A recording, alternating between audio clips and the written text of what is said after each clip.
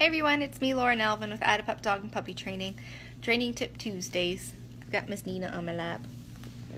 There she is. She had hematoma surgery on her ear, so she's got this little contraption. She's doing better though, because she doesn't have her little head wrap on, so comes off in another week or so.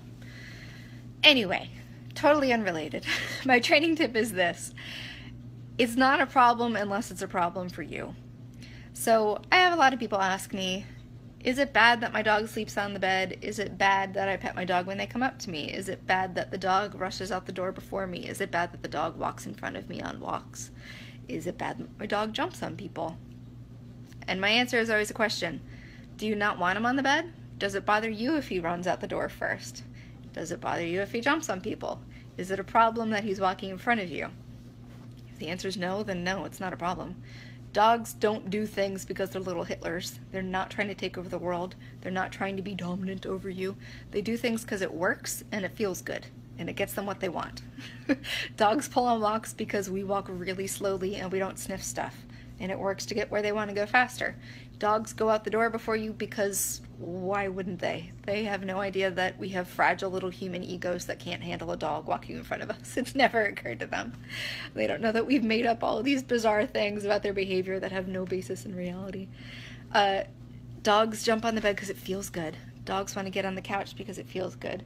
Kitty cats want to bug me because they're hungry. It works.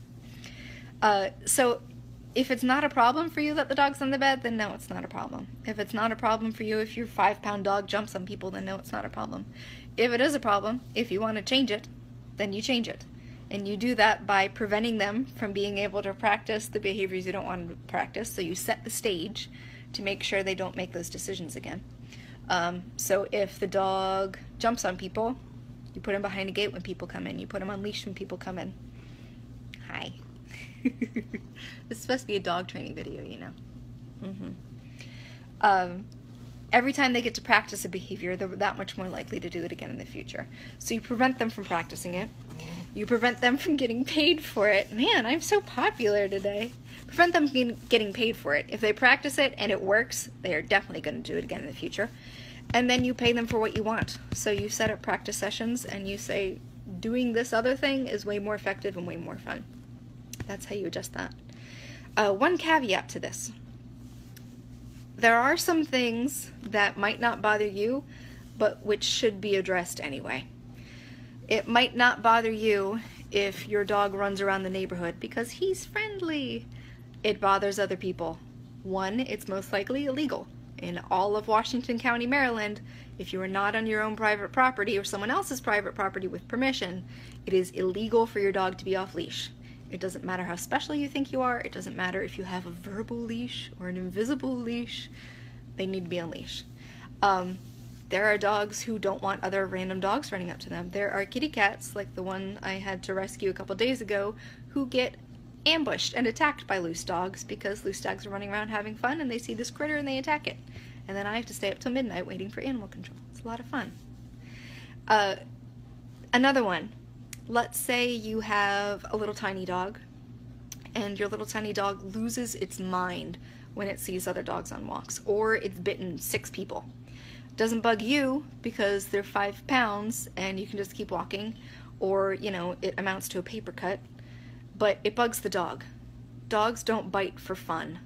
Dogs bite because they're terrified and they need to protect themselves.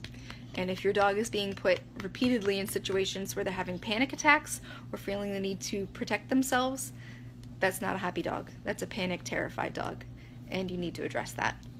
But otherwise, if it's just a matter of misplaced deposits in behavior accounts that you want to go away, then do that. If it doesn't bug you, don't do it. There's no rule, there's no law that says all dogs must sit to be pet, all dogs must remain on the floor. You figure out how you want to live with your dog. My relationship with my husband is very different than other people's relationships with their significant others, I'm sure. He does all the laundry and cooking, and I don't. I don't want to list the chores I do. Not enough, I'm sure. It's different, and if we didn't like it, then we wouldn't be together. And we sort of decided what works for us, and that's fine. You do the same with your dog. It's a lifelong relationship as well. Let me know if you have any questions. Let's see. It's tricky. The intermediate tricks class will begin not this Thursday, but the next Thursday, August 3rd. And we still have some spots in the August Good Manners class. We've got 2 in puppy and 1 in adult, I believe. So nab it up if you want to get in. Next games night is August 25th. That's Bark to School. And yeah, that's pretty much it. Summer's busy. It's kind of winding down. Let me know if you have any questions, any requests. Take care.